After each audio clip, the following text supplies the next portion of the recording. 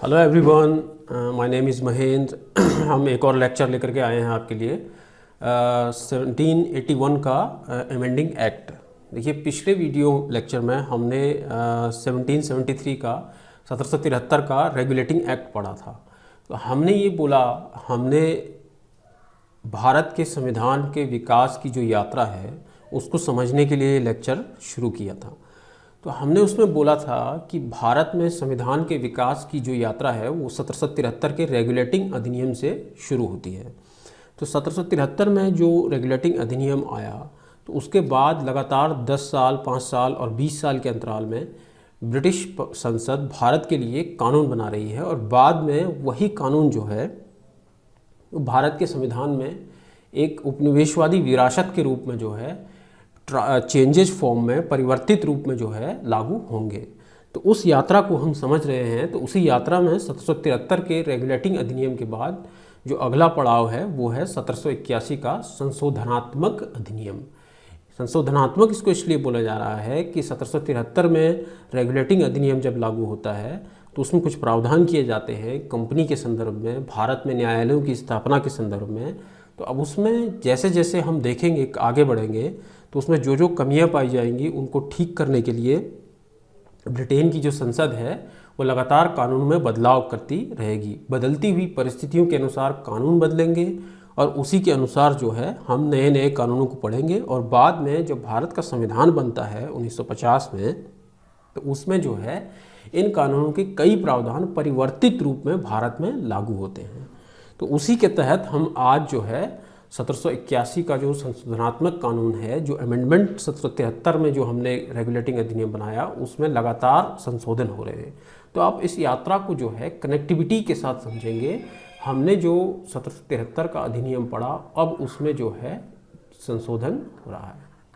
पहला संशोधन जो है 1781 में होता है।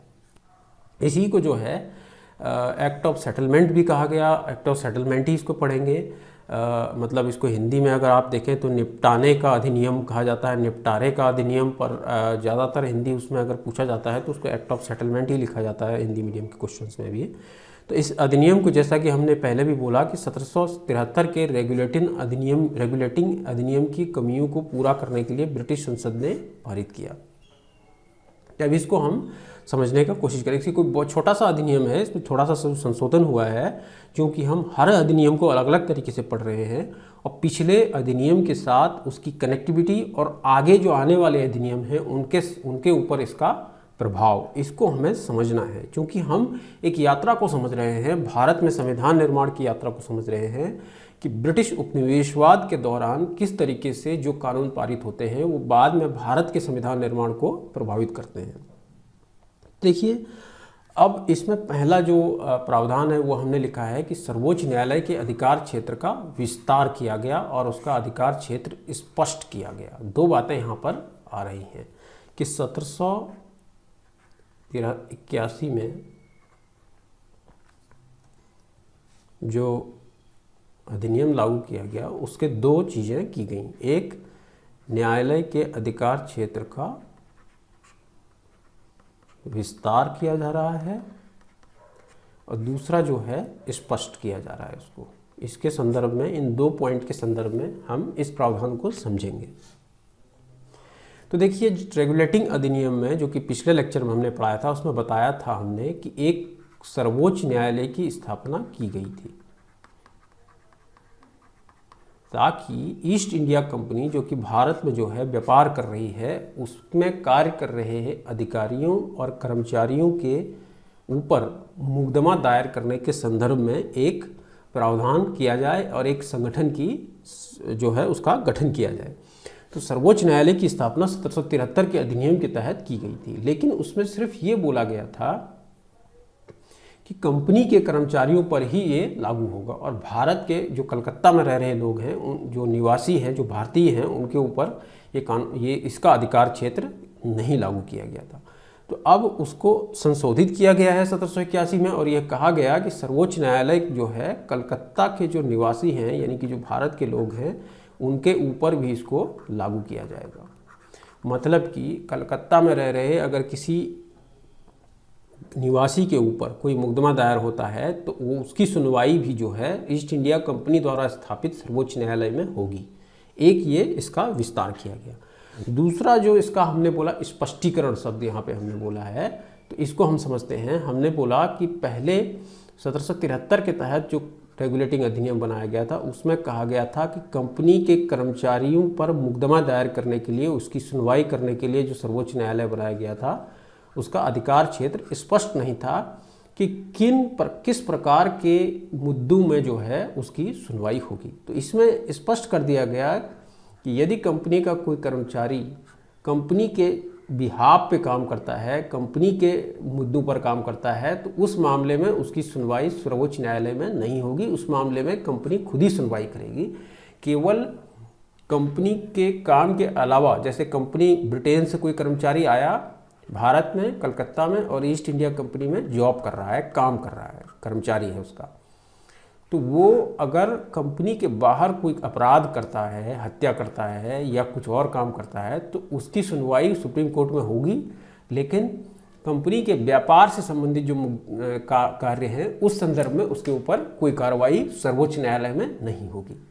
ये एक प्रावधान, स्पष्टीकरण जो है प्रावधान को किया गया। अब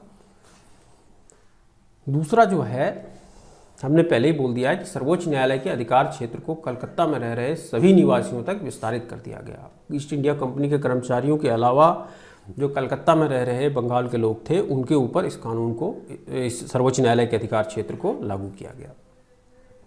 दूसरा जो एक इम्पॉर्टेंट पॉइंट है, इसको हम स्पष्ट करने की समझने की कोशिश करते हैं कि अधिनियम में यह प्रावधान डाला गया कि सर्वोच्च न्यायालय भारतीयों पर कार्रवाई करते समय उनके सामाजिक धार्मिक रीति रिवाजों का ध्यान रखेगा। इसका मतलब ये है, हमने बोला कि ब्रिटिश ईस्ट इंडिया कंपनी के आने से पहले भारत में जो न्याय व्यवस्था है वो लोगों के धर्म के अनुसार है। जो मुस्लिम लोग हैं उनके ऊपर इस्लाम के अनुसार कार्रवाई हो रही है, और जो हिंदू लोग हैं उसमें हिंदू के अपने पर्सनल लॉज के हिसाब से, कानून के हिसाब से कार्रवाई हो रही है। तो देखिए, इसको हम यहाँ पे इसलिए लिख रहे हैं कि इसको हमने बोला कि आपको रटना नहीं है कुछ भी, इसको एक कनेक्टिविटी बना के रखनी है। आगे जब हम पढ़ेंगे 1833 का अधिनियम, 1853 का अधिनियम, तब उसमें हम देखेंगे कि ईस्ट इंडिया कंपनी जब अब कानून लागू कर रही है तो वो भारत के सामाजिक धार्मिक मामलों में दखलंदाजी करना शुरू करेगी 1833 के बाद। इससे पहले तक वो ऐसा नहीं कर रही है। तो यहाँ पर लिखा गया है कि सर्वोच्च न्यायालय भारतीयों पर कार्रवाई करते समय उनके सोशल रिलीजियस यानी कि सामाजिक धार्मिक वैल्यूज़ और उनके रीति रिवाजों का ध्यान रखेगा। बाद में हम देखेंगे कि ये 1833 में जाकर बदल जाएगा। तो आपको एक कनेक्टिविटी बना के रखनी है, और एक ताकि आपको बाद में रटना ना पड़े। तो अभी जो है इस अधिनियम में ये प्रावधान किया गया कि इस तरीके से जो है ईस्ट इंडिया कंपनी अपने नियम कानूनों को लागू करते समय भी भारत के सामाजिक धार्मिक रीति रिवाजों का ध्यान रखेगा। तो ये एक छोटा सा संशोधन जो है 1773 के अधिनियम में किया गया। अब आगे हम 1784 और उसके बाद 1786 और 1793 का अधिनियम पढ़ेंगे। तो इन जो ये प्रावधान है इनको अपने मन में ध्यान में रखेंगे, ताकि हमें ये देखिए, हम संवैधानिक विकास की यात्रा को समझ रहे हैं, तो आज जो नियम बनेगा वो आगे आने वाले नियम को भी प्रभावित करता है। तो इस तरीके से एक कनेक्टिविटी को बनाए रखने के लिए, ताकि एक जो इंटीग्रेटेड अखंड समझ बनाई जा सके संवैधानिक विकास के संदर्भ में, उसकी वजह से हम जो है इसको ध्यान में रखेंगे। तो चलिए, अब अगले लेक्चर में हम लोग जो है 1784 का अधिनियम पढ़ेंगे और ये समझने की कोशिश करेंगे किस तरीके से आगे जो है लगातार इसमें परिवर्तन जो है हमें परिवर्तनों को समझना है, और वही परिवर्तन एक बार हम उन परिवर्तनों की यात्रा ही हमारे संवैधानिक विकास का अध्ययन है। वो जाकर के 1950 में जब हम संविधान लागू करेंगे वहाँ जाकर के वो यात्रा पूरी होती है। तो मिलते हैं हम अगले लेक्चर में एक ब्रिटिश संसद द्वारा पारित नए अधिनियम के साथ।